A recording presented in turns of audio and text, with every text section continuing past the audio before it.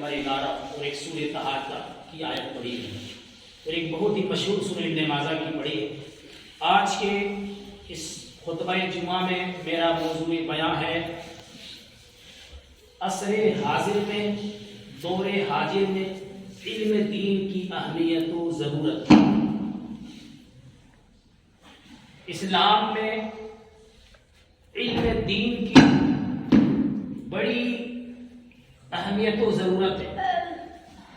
علم کے مقابلے میں یہ علم دین جہل کے مقابلے میں، علم دین سے علم دین سراپا نور و ہدایت ہے اور جہالت سراپا ضلالت و گمراہی ہے۔ اللہ رب العالمین نے علم دین یا حصول علم کے لیے حکم فرمایا ہے اور اس کی اہمیت و ضرورت کو واضح کیا ہے۔ قرآن کریم کے اندر بے شمار مقامات پر علم کا بیان ہے، بلکہ یوں کہا جائے تو سب سے پہلی وحی جو غار حرا کے اندر نازل ہوئی وہ علم سے ہی تھا۔ قرآن کی سب سے پہلی آیت جو 5 آیت کریمہ نازل ہوئی وہ علم کے تعلق سے تھا۔ اللہ نے فرمایا اقرا بسم ربک الذی خلق خلق الانسان من علق اقرا وربک الاکرم الذی علم بالقلم علم الانسان ما لم یعلم۔ اللہ نے فرمایا کہ تم اس رب کے نام سے جس نے تم کو پیدا کیا،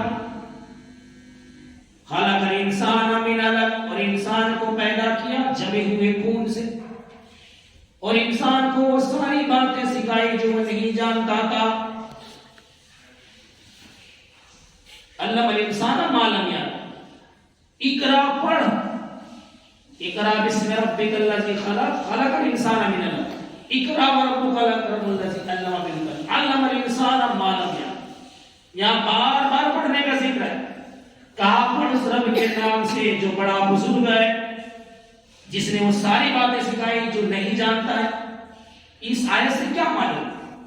اس آیت سے سب سے پہلی چیز نقطہ یہ معلوم ہوا کہ ہمیں سب سے پہلی تعلیم دینی تعلیم حاصل کرنا، قرآن و حدیث کا علم پہلے، کیونکہ اللہ کے رسول صلی اللہ علیہ وسلم کا پہلے وحی جو نازل ہوئی وہاں پڑھنے کا حکم ہو رہا، پڑھنے سے مراد قرآن اور حدیث کا علم۔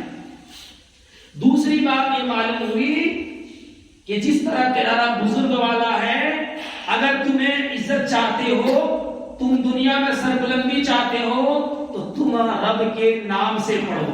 عزت رب کے نام میں ہے، عصری علوم میں عزت نہیں ہے، اگرچہ ہم نے اور آپ نے دے رکھا ہے، ورنہ قرآن اور حدیث میں جو مقام و مرتبہ علم دین کا ہے وہ مقام و مرتبہ دنیا کے کسی علوم کا نہیں ہے۔ اگر ہم نے اس کو دے دیا وہ الگ سی بات۔ دنیا کے اندر ہر کوئی چاہتا ہے کہ دنیا اور آخرت میں کامیابی حاصل کروں، تو دنیا اور آخرت کی کامیابی علم دین میں ہے۔ یہ علم دین سراپا ہدایت اور نور ہے، اور جہالت سراپا ضلالت و گمراہی ہے۔ تو میرے بھائیوں، اگر آپ دنیا کے اندر کامیابی کامرانی چاہتے ہیں اور آخرت میں بھی چاہتے ہیں تو آپ کو علم دین حاصل کرنا پڑے گا۔ بلکہ اس کی فضیلت اور اہمیت کا اندازہ تو آپ اس آیت سے لگائیے کہ اللہ تعالیٰ نے نبی صلی اللہ علیہ وسلم کو خود اس کا حکم ارشاد فرمایا، کہا وَقُلْ رَبِّ زِدْنِی عِلْمًا، سورۃ طٰہٰ کے اندر، کہ اپنے رب کے نام سے علم کی اضافہ کے لیے دعا کیجیے۔ آئیے دیکھتے فضیلت کی علم کی بنیاد پر اللہ تعالیٰ علم والے کو کیا مقام مرتبہ دیا ہے۔ اگرچہ ہم نے اور آپ نے آج علم دین والے کو، ہماری نظر میں علم دین کی کوئی اہمیت نہیں ہے، لیکن قرآن حدیث میں علم دین والے کی بہت اہمیت ہے۔ جس کے پاس قرآن کا صحیح علم ہے، جس کے پاس صحیح حدیث کا علم ہے، اللہ نے اس کا مرتبہ اور مقام بہت اونچا کیا ہے، کیونکہ یہ انبیاء کے وارث ہیں۔ آئیے دیکھتے ہیں ایک آیت کے اندر اللہ نے فرمایا یرفع اللہ الذین آمنوا منکم والذین اوتوا العلم درجات، درجات کو بلند کرتا ہے۔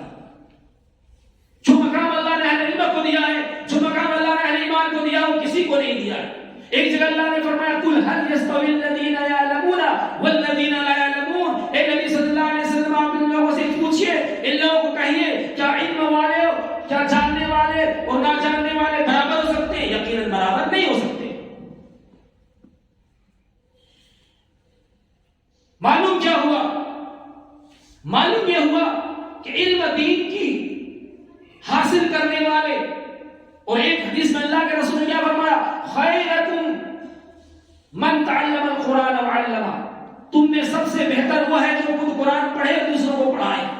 دنیا کے اندر کسی بھی کوئی بھی کسی بھی ڈگری حاصل کرنے والے پڑھانے والے کو اللہ کے رسول نے تعریف نہیں کی۔ اللہ کے رسول نے نہیں کہا کہ تم ڈاکٹر بنو گے، یا ڈاکٹر کی پڑھائی کرنے والے کو بہت بہتر کہا، انجینئر پڑھائی کرنے والے کو بہت بہتر کہا، بلکہ کہا تم میں سب سے بہتر وہ ہے جو خود قرآن پڑھے اور دوسروں کو پڑھائے۔ لیکن آج قرآن پڑھانے والے کو لوگ ایک غلام کی طرح سمجھتے ہیں، اس کی کوئی وقت نہیں ہے۔ میں آپ کو بتاؤں گا آج ہمارے اور آپ کے نظر میں جو مقام مرتبہ عصری علوم کی ہے وہ دینی علوم کی نہیں ہے، جبکہ اللہ کے رسول نے فرمایا طلب العلم فریضۃ علی کل مسلم، علم دین کا حاصل کرنا ہر مسلمان مرد عورت پر فرض ہے، واجب ہے، لازم ہے، ضروری ہے۔ آپ علم دین نہیں حاصل کرو گے تو آپ اللہ کی معرفت نہیں کر سکتے ہو۔ جتنا زیادہ آپ کے پاس علم ہوگا اتنا ہی زیادہ آپ کے پاس اللہ کی معرفت ہوگی، اللہ کا تقویٰ ہوگا، اللہ کا خوف ہوگا۔ آج دنیا کے اندر جو جہالت ہے، جہالت کی بنیاد پر اللہ کی معرفت نہیں ہے، رسول اللہ کی معرفت نہیں ہے، اس لیے کہ ہم وہ علم حاصل نہیں کرتے ہیں۔ آج ہمارے گھر میں 5 سال کے بچے ہو جاتے ہیں تو اس بچے کی فکر کیا ہوتی ہے کہ کون سا اسکول میں اس کا داخلہ کرایا جائے، کیا بنایا جائے، کیا پڑھایا جائے۔ اس کے لیے اچھے سے اچھے مہنگے سے مہنگے اسکول کو ہم منتخب کرتے ہیں، اور جب 20 سال کا ہو جاتا ہے تو اس کے ہاتھ میں 3 سے 4 بڑی ڈگریاں ہوتی ہیں۔ وہ ڈاکٹر بھی ہوتا ہے، وہ انجینئر بھی ہوتا ہے، وہ MBA بھی کیا ہوتا ہے، انہوں نے PhD بھی کی ہوتی، لیکن افسوس کا مقام یہ ہوتا ہے کہ وہ 25 سال کا ہو جاتا ہے اور وہ قرآن اس کو پڑھنا نہیں آتا۔ انہوں نے اپنی عمر میں کبھی قرآن نہیں پڑھا ہے۔ علم دین حاصل کرنے کی کوئی عمر نہیں ہوتی میرے بھائی، علم دین حاصل کرنے کی کوئی عمر نہیں ہوتی ہے۔ آج دنیا میں ہم 50 سال کی عمر ہو جاتے ہیں تو بھی دنیا کی محنت کرتے، جدوجہد کرتے، اور علم دین حاصل کرنے کے لیے ہم شرم اور حیا محسوس کرتے کہ 25 سے 50 سال کا ہو گئے ہیں، دن کے دنیائی معاملے میں شرم محسوس نہیں ہو رہے اور دین حاصل کرنے میں ہم شرم محسوس کر رہے ہیں۔ ارے صحابہ کی تاریخ کو پڑھو، کسی صحابی نے 50 سال کی عمر میں ایمان لایا، کسی نے 60 سال کی عمر میں ایمان لایا، تو 50 سال کی عمر کے بعد انہوں نے قرآن پڑھا، حتیٰ کہ انہوں نے قرآن کو زبانی یاد کیا۔ تو معلوم یہ ہوا کہ علم دین حاصل کرنے کے لیے کوئی عمر نہیں ہوتی ہے۔ آج ہم علم دین دنیائی علم حاصل کرنے کے لیے کتنے پیسے لگاتے ہیں؟